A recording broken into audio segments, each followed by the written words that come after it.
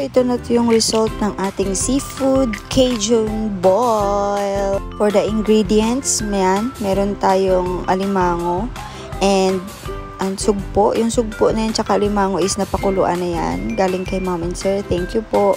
Tapos bumili ako niyan ng sweet corn, potatoes na maliliit dyan. Then bumili din ako ng lemon. Then bumili ako ng clams. Tsaka meron tayong mga herbs and spices na gagamitin sa ating pagluluto. So yung ating mga herbs and spices, meron tayong Cajun seasoning, chili flakes, then yung 5 herbs and spices, yan yon. Then meron tayong Knorr na chicken, kalahati lang yung gagamitin natin yan.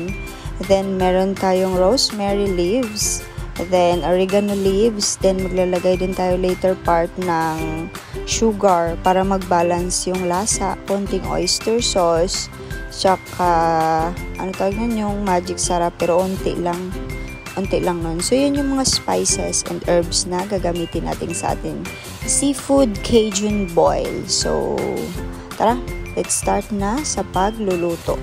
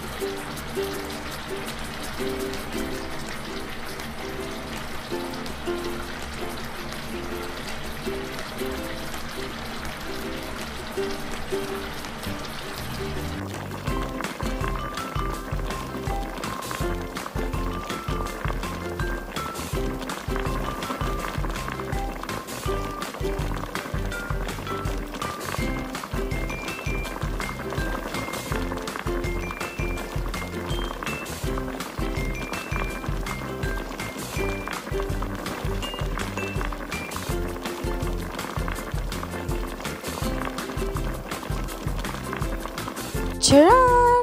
Yan na yung ating final product ng ating seafood Cajun boil. So, let's taste it. Taste test ng luto natin. Tingnan natin kung ano yung reaction niya sa luto natin. So, anong masasabi mo? Masarap kasi asawa mo lang ako or napilitan ka lang siguro kumain yan.